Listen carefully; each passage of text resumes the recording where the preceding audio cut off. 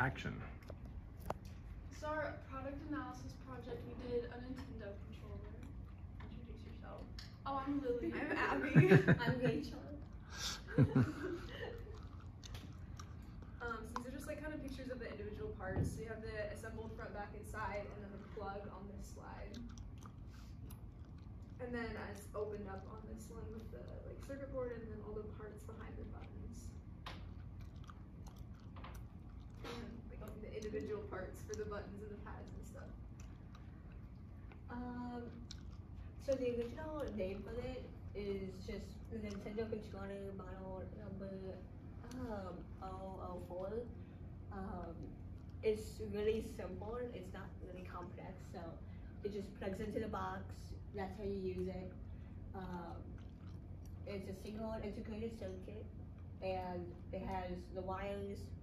The next slide has like a picture of the joystick, the two red buttons, the start and the select one. Operating environment is pretty much anywhere. It needs electricity to work because it has to plug in. When it first kind of got its start, it was around $4. Now it's about 14. Just because it's kind of old and kind of rare. And it was made in Japan by the ASCII Corporation. The designer was Lance Ball. He made it in 1987, which was introduced at the Summer Consumer Electronics Show. That's the buttons and the joystick. About 4 million units were sold, and it continues to influence how controllers today are made. That would be like the Xbox, the PlayStation, and people still buy it to like repair what they already had or put less reasons and stuff. I know I bought it just to replace my old ones. It was actually discontinued before the 2000s, and then it started off with repairs until 2007, but it actually stopped. So now you can only find old ones. Here's some of our sketches of the cases. It shows like all the screw holes and the nubs and things that help keep the buttons in place, and some of them like towards the opening are for strain relief on the cord. And then these are the sketches of the buttons and the pads that keep them in place. So these are sketches of the plug up here on the left, and then the circuit board over on the right. I did the joystick. It's tiny. It's how you go like left, right, up, down. It's made of plastic, so it's not magnetic. There are barely any scratches to it, and can't really like move it nicely. So it doesn't do anything when you press hard. That's on shape. It's pretty symmetrical all around. That's the dimension of it. That was also so fun to do. Volume, that actually got a little heavier than what I got.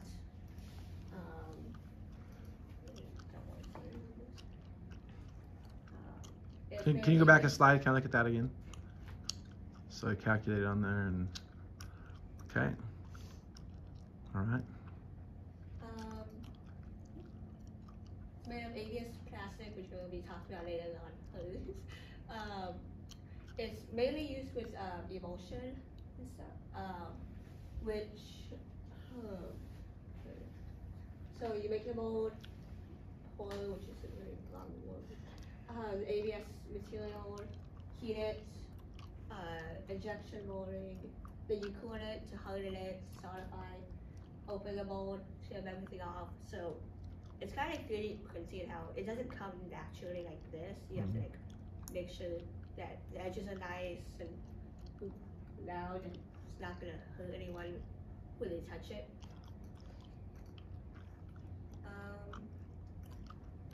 So the mold would actually look like this, but there are things that are done to it. Like it's not black initially, so you have to paint it.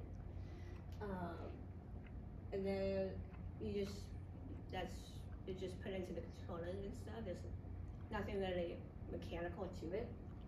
Like I said, it's made in Japan with the ski population, and that's what emotion would kind of look like. Recycling would be, it's collected, it's shredded, so it's gonna be even smaller, thinner. You gotta clean it, so you can get like the dirt, the impurities off. Because right now, like here, this has dirt, dust, fingernails, and stuff. Like it's all dirty. It's melted and then remolded. So this could be melted and made into this again. Okay. Thanks. So I did the A/B button, and then here's just like my tests. It's pretty hard, like not magnetic or anything.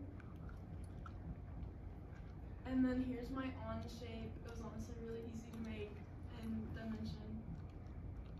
And then here are my tests. They're pretty similar. And then it's also made of ABS plastic, which primarily comes from, like, exported from South Korea. And it's made by emulsion or polymerizing 3 different monomers, which are alkylonitrile, butadiene, and styrene. The alkylonitrile is made through oxidation, which combines ammonia, air, and propylene. And then the butadiene is produced as a byproduct from ethylene that's produced from steam crackers, which is a chemical process where you break up large hydrocarbon molecules into more usable parts. And then it's like the butadiene is separated out of what's made. And then the styrene is made from alkylation of benzene, which is also from South Korea, with ethylene, which produces ethylbenzene, which then undergoes dehydrogenation to make the styrene. And that's alkylation is the chemical process when an alkali group is attached to an organic substrate molecule, and dehydrogenation is just removing the hydrogen. And then it's manufactured in Japan, like Rachel said, and the plastic over time becomes discolored and brittle, but it can be recycled over and over again. It's normally melted down and sometimes mixed with resin, so it like keeps being good to manufacture. And those are my sources. Okay, so I did the start and select buttons, which is just this little piece here. No continuity, it's not magnetic. Since it's like kind of this flexy material, when I marked it with a nail, nothing really happened. And it's easy to move around, but it's not permanently deformed, it just springs back into place. So these are my on-shape models.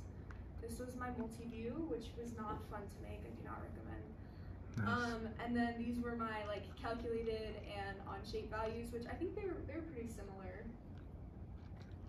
So this is made out of silicone rubber. So silicone is made by deriving silica from sand, then extracting silicon from silica, and combining that silicon powder with methyl chloride, and then heating it to form methylchlorosilane.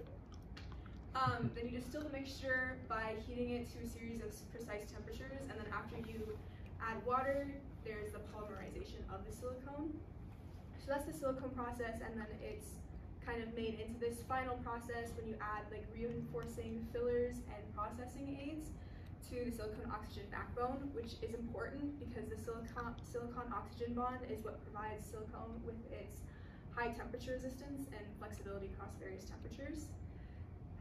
And then back to the rubber process, additional substances are cross-linked at warmer temperatures using peroxides and polyadditional curing. And then this graphic up in the corner is kind of just like a diagram of how the process goes. And then usually when you're using silicone rubber, it's injection molding. So you utilize a type of silicone rubber that has 2 parts. They're platinum cured polymers, so they're most stable. So you have 2 drums of platinum cured LSR, you have an A and a B drum, and the contents are pumped into an injection barrel, and when they combine, the curing process starts. If you need to add colors to the part, the colored liquid is also injected into the barrel at this time, which you can kind of see in the diagram over there, the 3 different vats. You have A, B, and then the colorants. And then the curing process is sped up and completed when the LSR is pumped into the heated mold. So silicone can be recycled over and over, but it's kind of like plastic where it like loses its integrity with each time that it's like reproduced. Repurposed silicone products include silicone oils, which are used in industrial applications, flooring, mats, and playground mulch.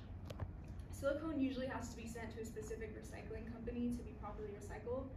And if it's left in landfills, it takes centuries to break down, but unlike plastics, it doesn't break down into harmful microplastics. It actually like fully returns to the earth since it's like a sand-based.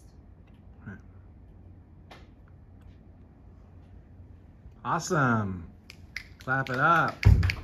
Nice.